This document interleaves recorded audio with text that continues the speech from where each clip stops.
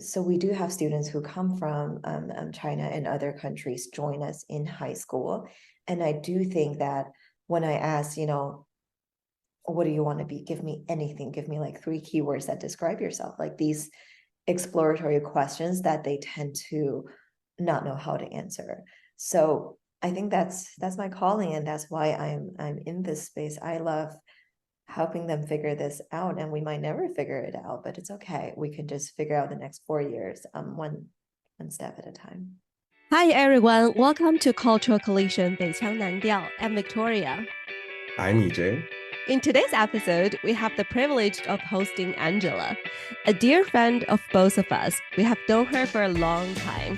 Her life journey embodies the pursuit of her education dream. As a Chinese American, her path has been both inspiring and enlightening. Angela's educational odyssey, from her early years in China to her experiences as a high school counselor in Princeton, offers a unique perspective on the intersection of culture, education, and identity.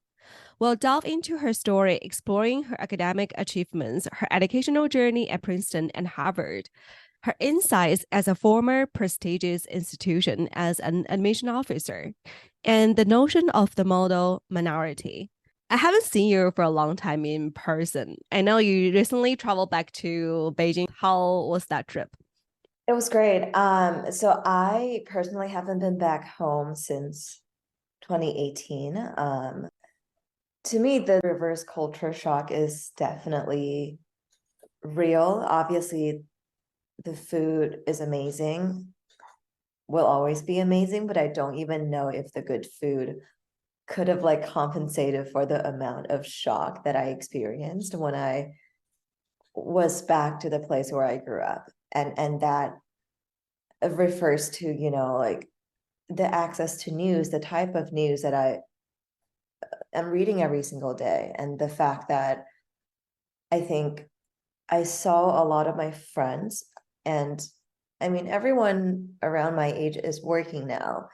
And I think there's that sense of just vying for competition for the sake of it, rather than being driven by a desire to pursue something that they would like. I don't know if, and if my friends are listening to this, I love all of you. But again, like I saw a lot of just everyone like being busy bodies since like from 7 a.m. to midnight or even later. And I just would ask them, like, is it worth it? Like, what's the point of being so busy? And I don't know if I heard like a really solid answer. And of course that happens on the state side, like where my friends are really busy in finance or consulting. But to me, many of them have like a next step, like a clear ulterior motive of like, I'll do this for like 2 or 3 years and then something else that I really, really enjoy.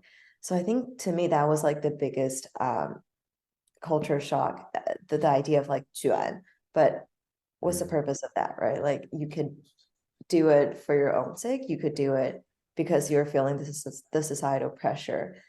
So I don't have a good answer for that. It's just rather the observation that I had this time when I traveled back home. And I guess just because I'm older now, I'm seeing like the differences in other spheres, like medical system. Not that the US has a good one. The US actually doesn't. The political system is drastically different. So I like going home, but perhaps because I haven't been home in, what is it, like 4 years, all the changes are hitting me really drastically. But it was certainly nice to be with family and see the friends who I haven't seen, who I grew up with for so long. If I can ask, since you mentioned food, like what is like a must-have meal that you have to have when you are back in Beijing or in China? That might be the hardest question today. Could I like tweak it a little bit and say like my first meal, because I feel like that indirectly answers the question because it's my priority. I feel like 豆浆油条, like long answer short. So for those who might not know, it's just soy milk, and then this like non-sweet Chinese churro that you either eat on the side or you can like dip into the soy sauce. And it was homemade. And I think to me, like I could go out and eat whatever, but my favorite meal would always be the ones made by my grandparents. Yeah, I remember we talked about like you would eat last meal in your whole life. What would you eat? Me and Angela, we both said like Peking duck. Yes, yes. That I have never had homemade, but yeah, that's up there on my Mm. list. But like it's never the same when you eat in Beijing, or in other cities, or in the other countries. It's never the same. Yeah, and that's something hard to get from other places, I think. It's interesting hearing you talk a lot about that reverse culture shock. I feel like Mhm. I experienced that when I moved back, and Victoria and I had talked about that previously on how hard that can be. And I think it's particularly jarring when you feel like you're supposed to get things and understand it, and you're like, I don't have any context for this. And I feel like I was in Beijing, what, 2 years ago now, and I feel like so much has changed just from my observations from, my friends' moments and things like that. So I can only imagine you 5 years later. I imagine that must have been pretty drastic, even at the surface level. I'm wondering if you could talk a little bit about your own educational journey, right? It's spanned 2 continents, from China to the US. How have your experiences in these 2 places shaped your perspective on education and your life in general? Sure. And I love that question, whoever came up with it. So for me,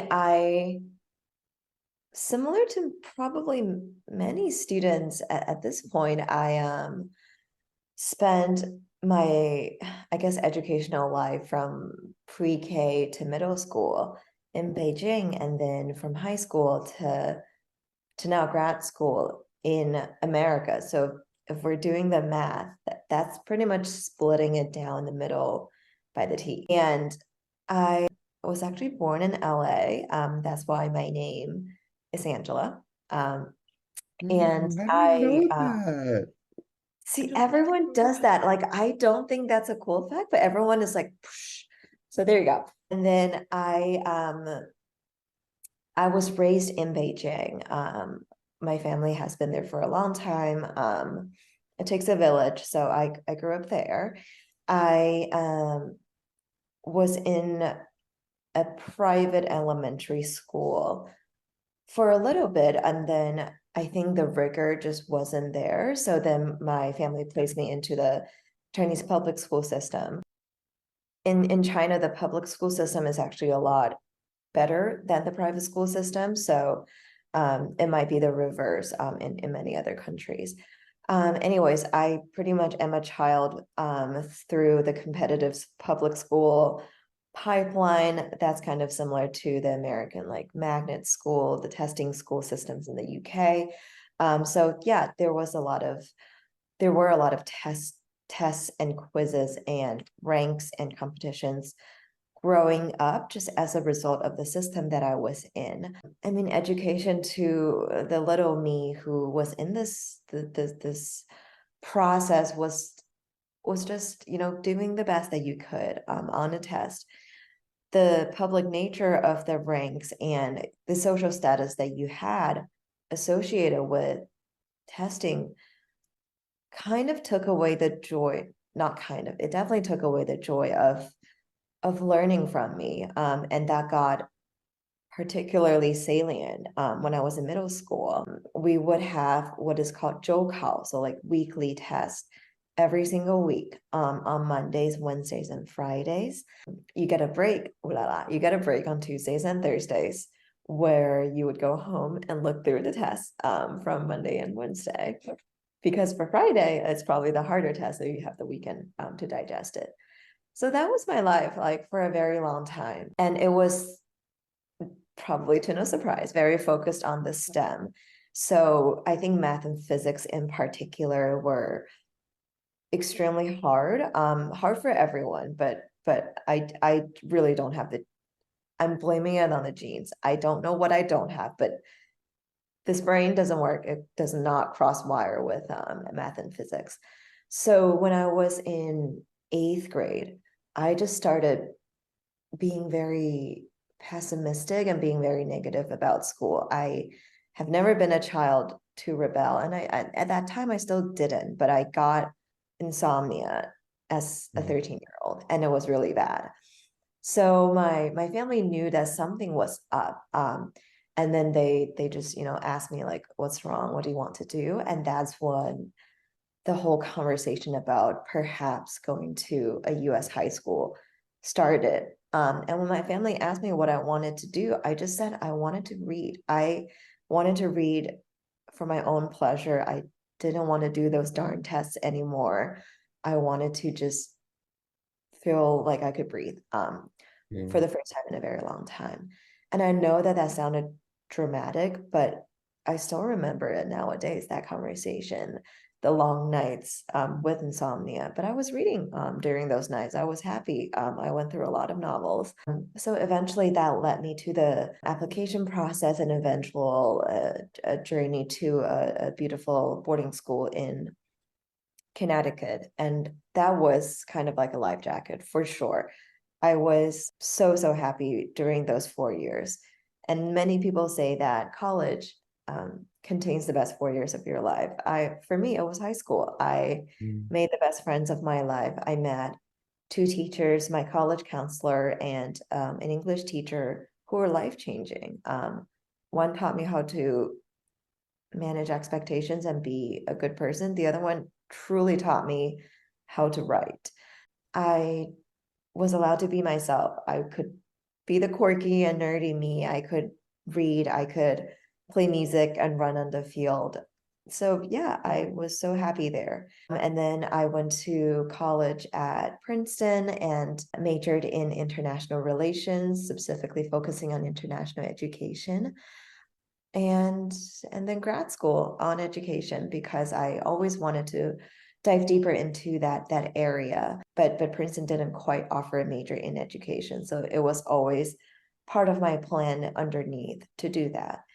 And that's kind of like a broad stroke overview of my journey, and in terms of how I see education in the two countries. To me, in China, it's heavily competitive in nature, possibly because they have to.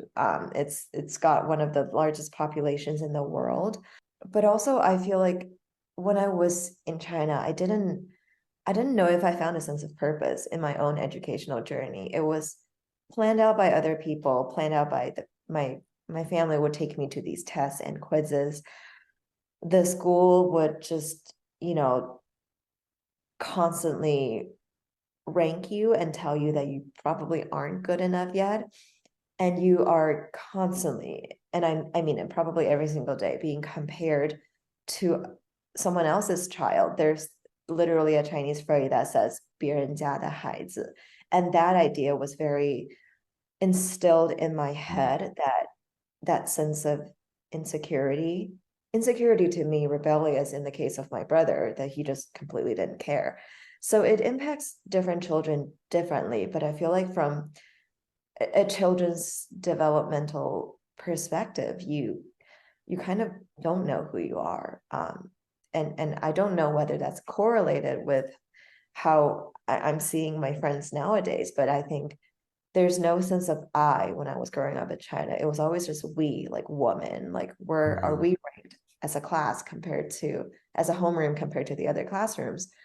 How are we doing as a family unit? When I came to the US, going, along the line of that idea, the hardest thing I struggled with was writing my first ever analytical paper, and stop using the we subject as a way of saying things. It's always I believe, I think, I now. It's all I now. So I think that's an easy diction switch, but mentally that's also a switch that I had to grapple with. Who am I? Who do I want to be? What is my sense of purpose in this world? And I think because my high school cultivated that, it really, if you're just, go all the time and you don't take a pause on your life, you're not going to know what you want. And I think at that boarding school, like I took time to think about myself. I took time to know what I want and education popped up for me, I realized that I've always enjoyed being around people who are younger than me. I like helping, I like chatting with people. So, like there's some schools will have like career exploration classes or after class time. So I my school didn't have that, but I did that for myself. And I Mhm. think ever since then, I would always take time off to think about myself. And things like vision board sound so cliche, but let me tell you, they work. I would always be that kid with the 3-year plan, the 5-year plan. And I know that this is not, like constricted into a school or a country, but I think at least in my case, I just had more time and more space to do that when I was in the US. Mhm. I knew what I wanted, at least for now. And I would work towards a goal. So learning in the US took place a lot more from within, and there was kind of like a timeline, like a long-term picture. So I would say the learning in the US felt more like three-dimensional. There was like a linear timeline and then an overall development. But learning in China, I learned a lot. And I think if anything, I remember the learning in China more just because there were so many tests drilled Mhm. into me. But that felt like it was pretty stagnant. It's kind of like a dot on the timeline. So I don't think either there's like a right or wrong answer, a good or bad answer. It's different, and I think I am fortunate to experience both. When you were talking about how competitive the China education is, I remember like when I was in high school, like my math teacher used to say, everybody need to work harder because you don't want to be the denominator. So you want to work harder because there are a lot of people. If you want to go to a good college, you have to study harder and to do the exam, like get a higher score. So already like people thinking, always thinking was like, how can I get a better score? And we never talk about like what I want in life. Like that's not something like we even like consider when we're in high school. Only thing we care about is the examination, the score. I think that's like that very big difference from like the how you study in China and you study in the US. And also, Angela, is that why you want to like delve into education industry?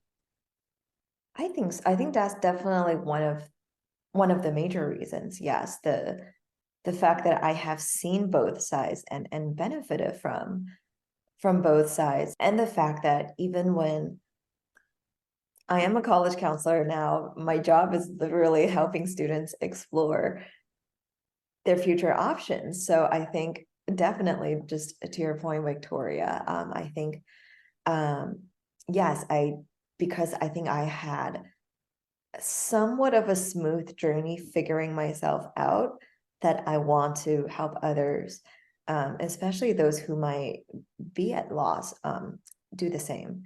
And now that I am working at a high school, and I'm not overgeneralizing, but I do see more. So we do have students who come from China and other countries join us in high school.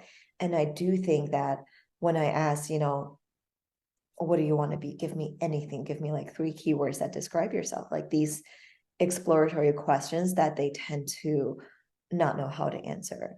So I think that's my calling, and that's why I'm in this space. I love helping them figure this out, and we might never figure it out, but it's okay. We can just figure out the next 4 years, one step at a time. You didn't experience like Gaokao, but you've seen it, you know how competitive it is. But you experienced the college application process in the US.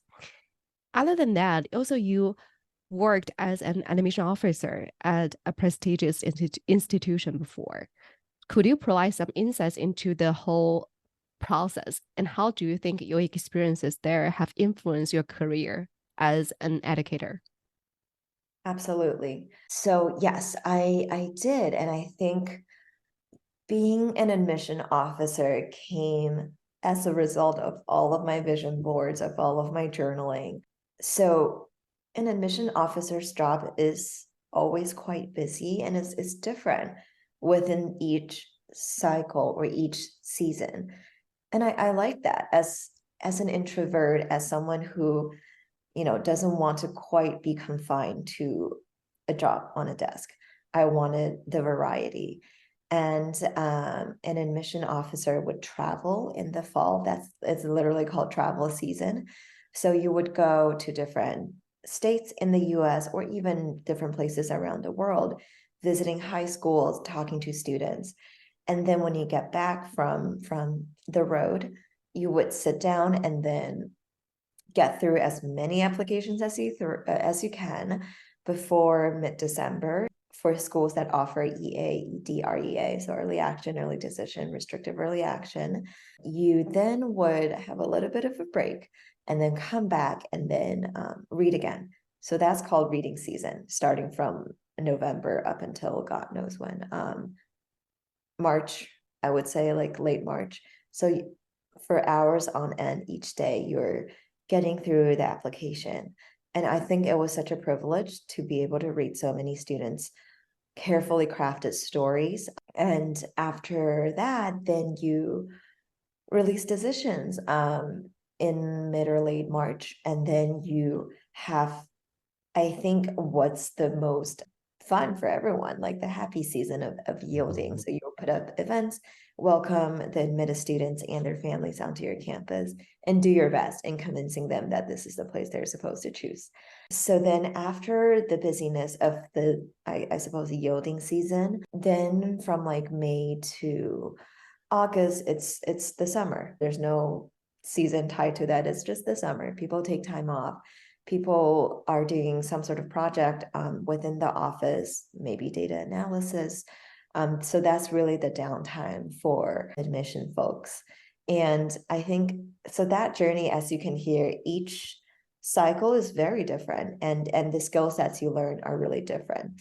So I think similar to students who want to go into consulting for the like ever-changing nature of it, that was kind of like my reason for going into admission, except it's a really niche job. And I really, really liked being an admission officer. It's not an easy job by any means.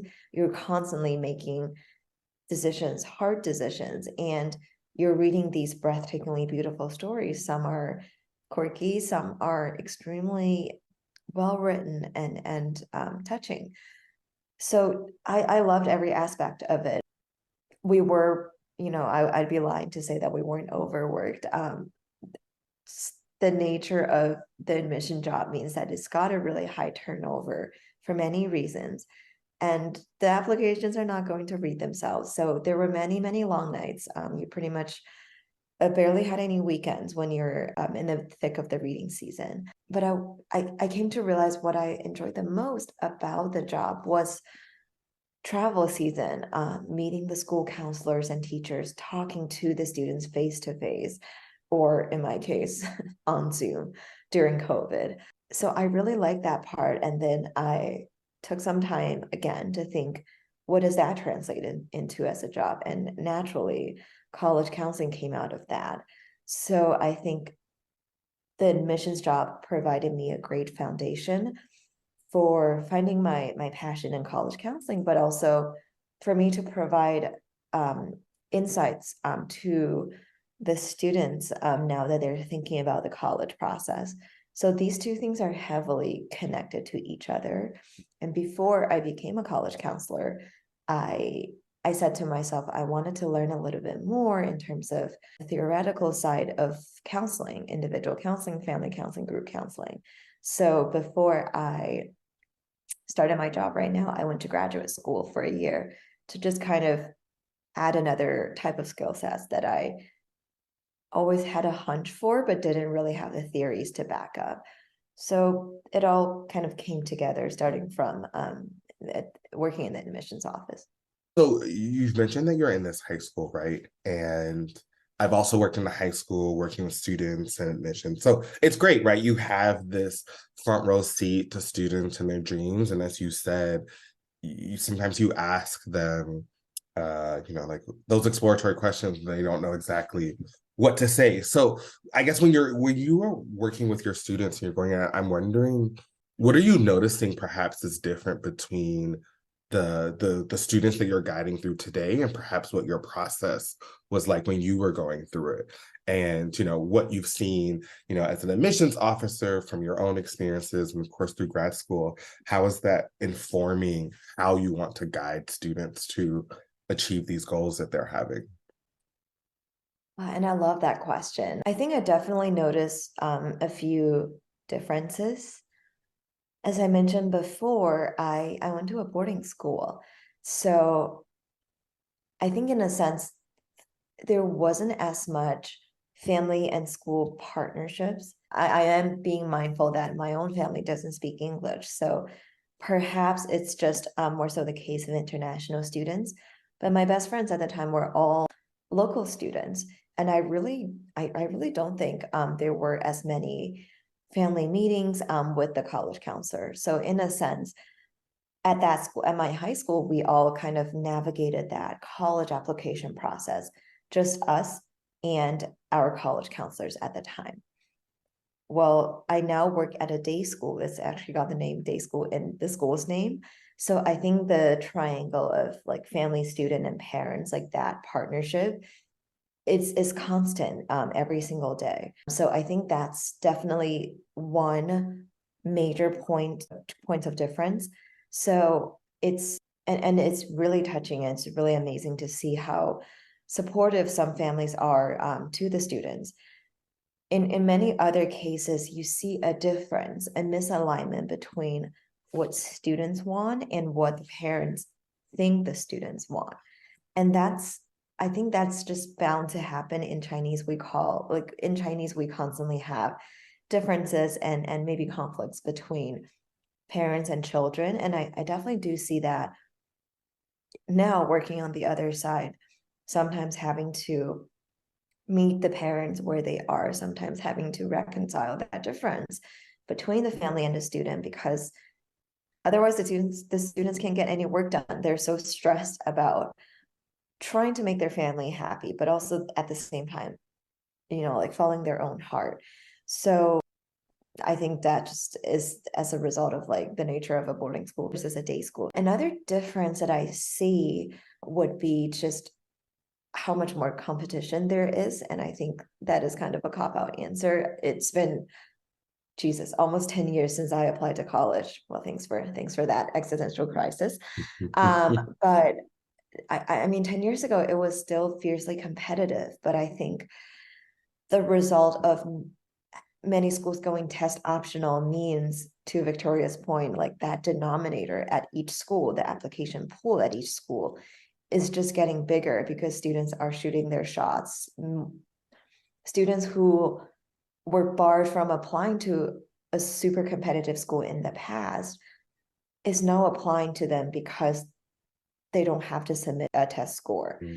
So I think that it's not an illusion of choice, but it's just the fact that there is more option does stress students out tremendously. More students want to apply to the competitive schools.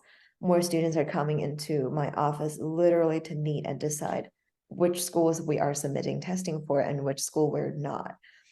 The fact that test optional is an option does open doors for many who might not have a chance before. And at the previous college I worked at, we definitely every single year had students who were accepted without testing. On the other side, this piece, I think, just it's another moving piece, and the unknown and the fact that there's no clear answer stresses students and families out. Anxiety stems from the unknown. So this is just another piece it's a double-edged sword. It's beneficial to many, but at the same time, the denominator is only going to get larger.